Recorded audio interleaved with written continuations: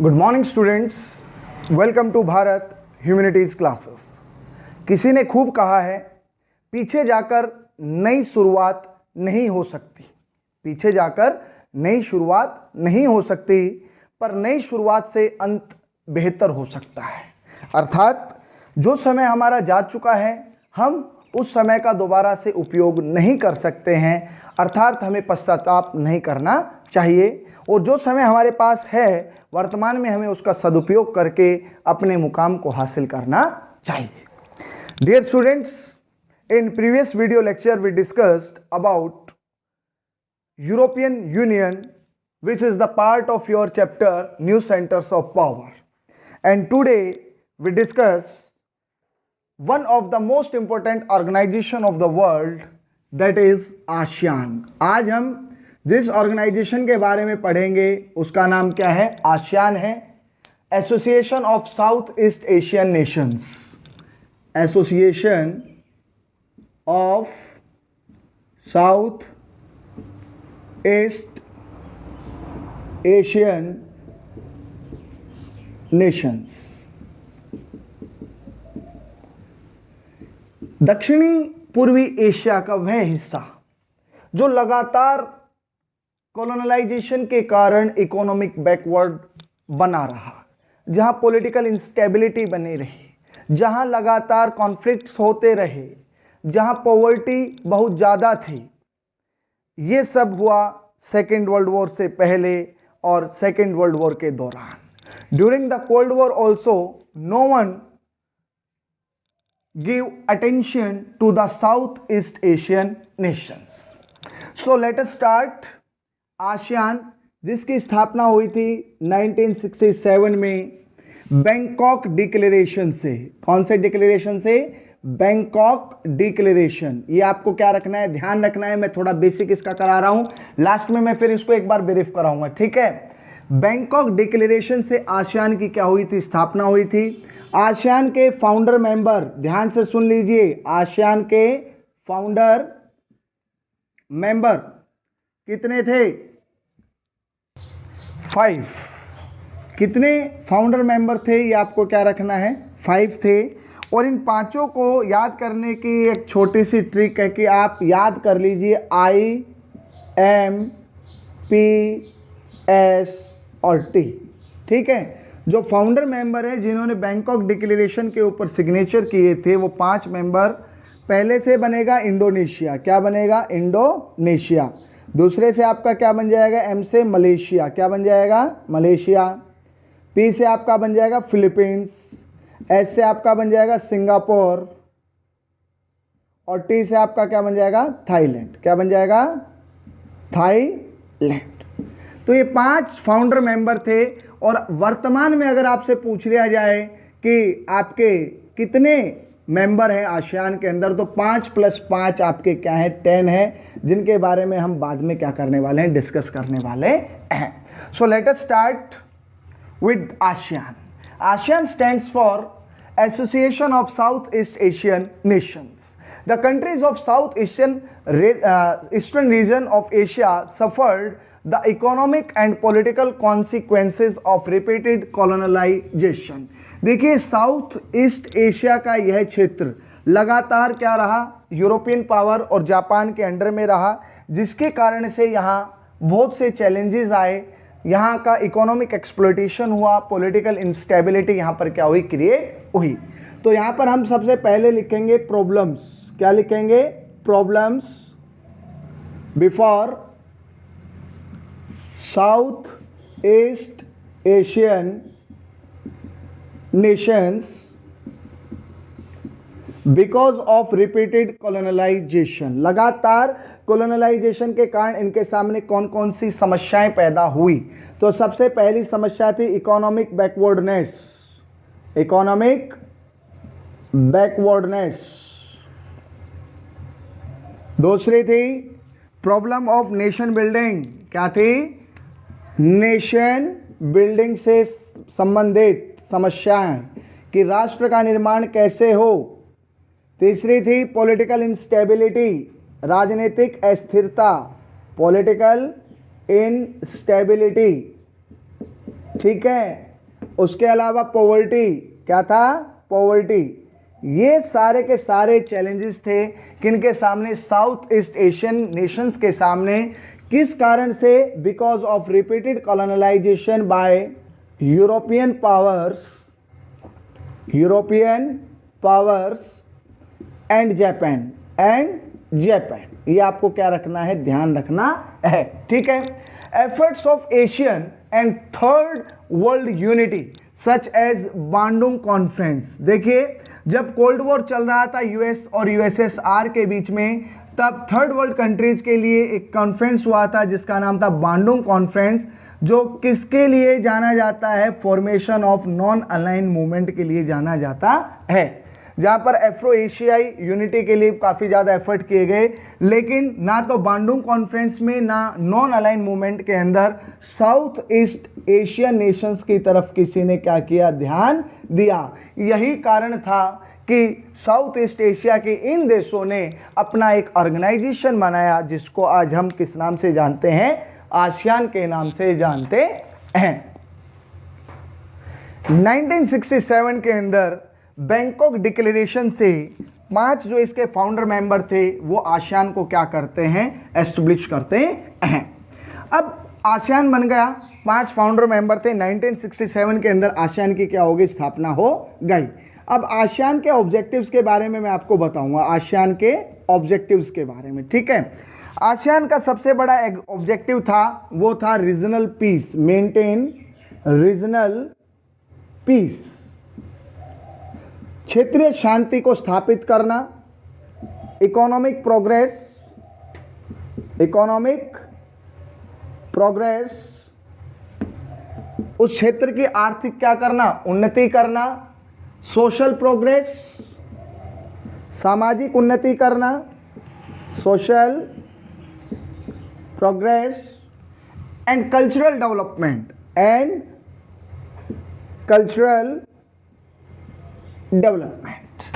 ये आपके important objectives थे आसियान के, जब आसियान बैंकॉक डिक्लेरेशन के द्वारा 1967 के अंदर क्या आया था? एग्जिस्टेंस के अंदर आया था। A secondary objective of ASEAN was to promote regional peace and stability based on rule of law and the principles of United Nations Charter. अब मैंने आपको बताया कि बाद में इसमें नंबर ऑफ मेंबर कितने हो गए थे? 10। तो एक तो ट्रिक थी IMPST। बाद में कौन कौन से कंट्री इसके अंदर आए? तो सबसे जो छठा कंट्री था वो था आपका ब्रुनेई। क्या नाम था? ब्रुनेई, जो 6 मान लीजिए छठा मेंबर कंट्री है। उसके बाद वियतनाम, नेक्स्ट आपका कौन सा हो गया? वियतनाम, जो आपका 7 नंबर कंट्री है। उसके बाद आपका है लाओ PDR, जिसको लाओस कहते हैं, लाओ PDR, लाओस, ठीक है। ये आपका कौन सा हो गया? 8 पे हो गया। उसके बाद आपका म्यांमार और फिर आपका कंबोडिया। म्यांमार आपका 9 नंबर हो गया और कंबोडिया आपका हो गया 10। ये आपका हो गया 10। इसी तरह BVLMC, इस तरह आप छठे, 7वें, 8वें, 9वें, 10वें मेंबर को याद कर सकते हैं। पहले आप कर लीजिए IMPST, उसके बाद आप कर लीजिए BVLM और C। ये आपके 10 मेंबर कंट्रीज है जो आपके कहाँ के हैं? आसियान के हैं, ठीक है। तो total number of members ASEAN के कितने हैं प्यारे बच्चों? 10 है, ठीक है। ASEAN is based on a form of interaction which is non confrontationist, informal and cooperative. Yes, please listen carefully. ASEAN way क्या है? क्यों आसियान वे को वर्ल्ड के अंदर क्या किया जाता है? इंपॉर्टेंस दी जाती है। ASEAN way is the policy of interaction to solve the dispute by interaction, कि जितनी भी समस्याएं उनका समाधान कैसे किया जाना चाहिए? बातचीत के माध्यम से किया जाना चाहिए, ना कि युद्धों के माध्यम से किया जाना चाहिए। तो आसियान वे जो है वो नॉन कॉन्फ्रंटेशनिस्ट है, इनफॉर्मल है, कोऑपरेटिव है, respect for national sovereignty is central to working of ASEAN. हर एक क्षेत्र की अपनी क्या होती है, सॉवरेनिटी होती है, संप्रभुता होती है, उसके ऊपर कोई क्या नहीं आनी चाहिए, आंच नहीं आनी चाहिए। ASEAN countries have celebrated what has become known as ASEAN way, और इसी वे को उन्होंने अपना एक नाम दिया है जिसको हम किस नाम से जानते हैं, आसियान वे के नाम से जानते हैं। Since ASEAN had some of the most rapidly growing economies, it expanded its objectives beyond the realm of social and economic exploration। देखिए बच्चों, आज वर्ल्ड के अंदर United states of America biggest economy वाला कंट्री है, जिसकी सबसे बड़ी इकोनॉमी है वो आपका कौन सा है, United states of America biggest economy. दूसरे पे अगर आपसे पूछा जाए तो आपका मैंने अभी बताया था लास्ट वीडियो लेक्चर के अंदर यूरोपियन यूनियन। लेकिन fastest economy of the world पूछ लिया जाए, क्या पूछ लिया जाए, fastest economy of the world, तो वो आपकी किसकी है प्यारे बच्चों, वो आपके आसियान की है। ये आपको क्या रखना है, ध्यान रखना है, ठीक है।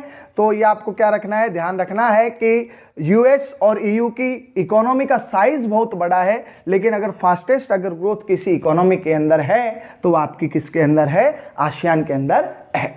इन 2003 ASEAN followed the EU path, European union की तरह आसियान ने भी उसका जो रास्ता, जो उसका पथ था उसको फॉलो किया। एस्टेब्लिशिंग एन आसियान कम्युनिटी, देखो अब इन्होंने अपनी एक कम्युनिटी बनाई जिसका नाम क्या था, ASEAN community.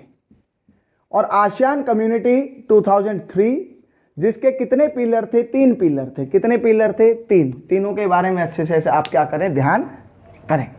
ASEAN security community, पहले पे आपका क्या आ गया, आसियान सिक्योरिटी कम्युनिटी, ठीक है, पहला लर्न हो गया। दूसरा है आपका ASEAN economic community, ASEAN economic community. Third पे आपका आ गया socio cultural community, ASEAN socio cultural community. अब आपसे पूछ लिया जाए कि आसियान कम्युनिटी के कितने बेस हैं, कितने पिलर हैं, तो 3 पिलर हैं। First security community, second economic community, और थर्ड आपका हो जाएगा socio cultural community. Is it clear, okay. Next आता है the ASEAN security community was based on the dictum that outstanding territorial dispute should not result in an armed conflict. ASEAN community का एक उद्देश्य है कि कोई भी डिस्प्यूट है, मान लेते हैं ए और बी टेरिटरी है, इनके बीच में क्या चल रहा है, कोई डिस्प्यूट चल रहा है, तो डिस्प्यूट का सॉल्यूशन आर्म से नहीं होना चाहिए, हथियारों से नहीं होना चाहिए, तो किससे होना चाहिए, इंटरेक्शन से होना चाहिए। और इसी इंटरेक्शन को क्या कहा जाता है, आसियान वे कहा जाता है। Clear. By 2003 several agreements were signed by ASEAN member state to respect peace, neutrality, cooperation, non-interference and respect for national differences and sovereignty। इसके बाद लगातार 2003 से काफ़ी ज़्यादा एग्रीमेंट साइन हुए among the 10 members of ASEAN की, वो एक दूसरे की सीमाओं की क्या करेंगे, सम्मान करेंगे, एक दूसरे के जो इंटरनल अफेयर्स उनके अंदर क्या नहीं करेंगे, हस्तक्षेप नहीं करेंगे, रीजनल पीस को क्या करेंगे, कायम करेंगे। The coordination of security and foreign policy, ध्यान से सुन लीजिए, 1 नंबर का मोस्ट इंपॉर्टेंट क्वेश्चन है कि आसियान के अंदर जो कोऑर्डिनेशन ऑफ सिक्योरिटी और फॉरेन पॉलिसी के लिए एक फोरम बनाया गया, कब बनाया गया, 1994 के अंदर। 1994 के अंदर एक फोरम बनाया गया 1994 में, और उस फोरम का नाम था ASEAN regional forum, ASEAN regional forum. ये आपको क्या रखना है, ध्यान रखना है। आसियान रीजनल फोरम कब बना, 1994 में, ठीक है। क्यों बना, the coordination of security and foreign policy, सुरक्षा और विदेशी मामलों में कोऑर्डिनेशन के लिए इन्होंने अपना एक नया ऑर्गेनाइजेशन बनाया, नया इंस्टीट्यूशन बनाया, जिसको आसियान रीजनल फोरम के नाम से जाना जाता है। ASEAN is principally economic association. जब शुरुआत में आसियान की स्थापना हुई तो मुख्य रूप से आर्थिक विकास करना ही उसका क्या था, प्रमुख उद्देश्य था। ASEAN region is quite smaller as compared to US, EU and Japan. However, its economies are growing at a much faster pace as compared to these areas. अगर साइज के बारे में बात करें तो US, EU और जापान इससे काफ़ी आगे है, लेकिन अगर इकोनॉमी की ग्रोथ के बारे में बात करें तो आज आसियान के पास फास्टेस्ट ग्रोथ क्या है, इकोनॉमी की क्या की गई है, नोट की गई है। ये आपको क्या रखना है, ध्यान रखना है। आज आसियान जो है वो इकोनॉमिक मैटर से ज़्यादा आगे बढ़ गया है और इसका जो इन्फ्लुएंस है वो हर स्फेयर के अंदर हम क्या कर सकते हैं, वर्ल्ड के अंदर फील कर सकते हैं। नेक्स्ट आसियान के बारे में आता है कि जो आसियान इकोनॉमिक कम्युनिटी है, नेक्स्ट हम बात करेंगे ASEAN economic community. ASEAN economic community के बारे में हम क्या कर लेते हैं, बात कर लेते हैं। इसका एम्स क्या था, इसका एम्स था simple, aims to create a common market. कि क्या बनाया जाएगा, एक कॉमन मार्केट बनाई जाएगी जहां पर विदाउट एनी डिस्टर्बेंसेस क्या होंगे, वस्तुओं की आवाजाही होगी। ठीक है, production based with in ASEAN countries, एक कॉमन मार्केट बनेगी 10 मेंबर कंट्रीज के लिए जो आपके कहाँ के हैं, आसियान के हैं। The economic community also aim to reform the existing ASEAN dispute settlement mechanism to settle economic dispute. अब इकोनॉमिक जितने भी आपके क्या है डिस्प्यूट है अमंग द मेंबर कंट्रीज, उनको भी क्या किया जाएगा, सॉर्ट आउट किया जाएगा by the ASEAN economic community. ये भी आपको क्या रखना है, ध्यान रखना है। फ्री ट्रेड एरिया बनाए जाएंगे, क्या बनाए जाएंगे, FTA, फ्री ट्रेड एरिया, जहां पर किसी प्रकार का कोई इंस्ट्रक्शन नहीं होगा। एरिया फॉर इन्वेस्टमेंट, इन्वेस्टमेंट के लिए क्या किए जाएंगे, स्पेशली आपके क्या बनाए जाएंगे, एरियाज बनाए जाएंगे। और ये आपको मैं बता दूं कि आज आसियान की तरफ वर्ल्ड के जो रिचेस्ट आपके कंट्रीज है वो इनसे FTA साइन करने के लिए काफ़ी क्या है, एक्साइटेड है। चाहे वो आपका US हो, चाहे चाइना हो, they are quite near in negotiating FTAs with ASEAN. आज ये एक्साइटेड हैं कि किसी तरीके से हम क्या कर लें, आसियान के साथ FTA, फ्री ट्रेड एरिया जो एग्रीमेंट है उसको साइन कर लें। ASEAN is growing rapidly as a significant regional organisation. अब इसका एक एम है, इसका एक विजन है और उस विजन का नाम है विजन 2020। ये आपको क्या रखना है, ध्यान रखना है, vision 2020 aims for a wide role for ASEAN in the global community. इस विजन 2020 में बताया गया है कि ग्लोबल वर्ल्ड के अंदर आसियान की क्या भूमिका होगी और क्या होनी चाहिए। This is based on current ASEAN policy to boost negotiation over conflicts in the region. ASEAN mediated in several conflicts like the Cambodia। अब ये इंपॉर्टेंट क्वेश्चन है, आसियान ने आसियान वे से कौन कौन से क्राइसिस को क्या किया है, शॉर्ट आउट किया है। तो ये आपको ध्यान रखना है कौन कौन से क्राइसिस थे। एक तो था आपका कंबोडिया क्राइसिस, कौन सा क्राइसिस, कंबोडिया। दूसरा था आपका ईस्ट तिमोर, कौन सा था, ईस्ट तिमोर का क्राइसिस। ये कुछ ऐसे क्राइसिस थे जिनको by interaction, by cooperation, by coordination क्या किया गया, शॉर्ट आउट कर दिया गया। The present economic potential of ASEAN specially its trade and investment prospectus make it an attractive proposition from for growing economies like India and China. आज भारत और चीन भी आसियान की तरफ क्या हो रहे हैं, आकर्षित हो रहे हैं, क्योंकि आसियान का जो इकोनॉमिक ग्रोथ रेट है वो वर्ल्ड के अंदर काफी क्या है, ज्यादा है। भारत ने वैसे सिंगापुर, मलेशिया और थाईलैंड के साथ ऑलरेडी आपके क्या कर चुका है, इंडिया साइन कर चुका है FTAs। ध्यान से सुन लीजिए, इंडिया ने किन किन कंट्री के साथ FTAs साइन ऑलरेडी कर लिए हैं। 3 मेंबर हैं, मलेशिया, सिंगापुर और आपका थाईलैंड। ये आपको क्या रखना है, ध्यान रखना है, जिनके साथ इंडिया ऑलरेडी क्या कर चुका है, FTAs क्या कर चुका है, साइन कर चुका है। तो देखिए आज FTAs के लिए, आसियान से जुड़ने के लिए लोग क्या हैं, काफी ज्यादा एक्साइटेड है। नेक्स्ट एक पिक्चर बेस्ड क्वेश्चन पूछा जाता है जो मैं आपको बुक के अंदर दिखा देता हूं, वो है आपका the ASEAN flag. ASEAN flag, the ASEAN flag और the ASEAN logo, the 10 stalks of paddy और राइस की 10 स्टॉक्स है, बालियां हैं। The 10 South East Asian countries bound together in friendship and solidarity. The circle symbolises the unity of ASEAN. अब ये जो 10 बालियां एक दूसरे से जुड़ी हुई है, ये 10 कंट्रीज को रिप्रेजेंट कर रही है, उनकी सॉलिडेरिटी को रिप्रेजेंट कर रही है। और जो सर्कल है इसके चारों तरफ, वो इनकी यूनिटी को क्या करता है, रिप्रेजेंट करता है। तो इस पिक्चर से रिलेटेड आपका पिक्चर बेस्ड क्वेश्चन आता है 5 मार्क्स का, ये आपको क्या रखना है, ध्यान रखना है। एक बार मैं आसियान के बारे में थोड़ा सा क्या कर देता हूं, ब्रीफ कर देता हूं कि association of south East Asian Nations के अंदर क्या इनका अपना एक क्या है, मोटो है। तो सबसे पहले मैंने ऊपर लिख दिया है आसियान, कोई भी एक इंपॉर्टेंट पॉइंट मैंने नहीं छोड़ा है और आपको एनसीईआरटी बुक से एक एक लाइन को क्या करना है, रीड करना है। अब मैं सबसे पहले आपको बताता हूं कि आसियान का मोटो क्या है। 1 विजन 1 आइडेंटिटी 1 कम्युनिटी।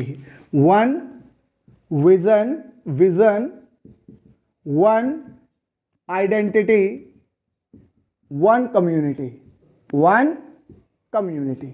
प्यारे बच्चों, ये इनका क्या है, ये इनका मोटो है। इनका एंथम क्या है, इनका एंथम है आपका, इनका एंथम है आसियान वे, द आसियान वे। ये आपको क्या रखना है, ध्यान रखना है। इसका सेक्रेटरीट कहाँ है, इसका सचिवालय कहाँ है, जकार्ता के अंदर, ये भी आपको क्या रखना है, ध्यान रखना है। इसकी वर्किंग लैंग्वेज कौन सी है, वर्किंग लैंग्वेज इसकी इंग्लिश है। कितनी, कौन सी है, इंग्लिश।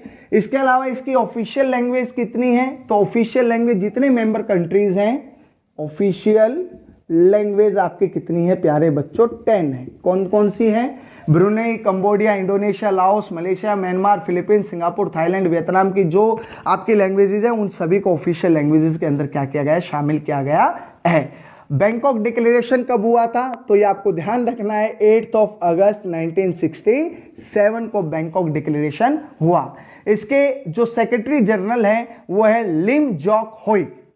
सेक्रेटरी जनरल जो हैं उनका नाम है लिम जॉक होई, लिम जॉक होई। So this is about ASEAN. So dear students, today we discuss the complete explanation of one of the most important organization of the world which become the new center of power, that is the ASEAN. You have to watch this video, read your NCERT book, like this video and subscribe Bharat Humanities classes and press the bell icon. Bell icon को अगर आप press करते हैं तो जो भी video upload होगी channel पर उसका नोटिफिकेशन आप तक आ सके। जय हिंद, जय भारत।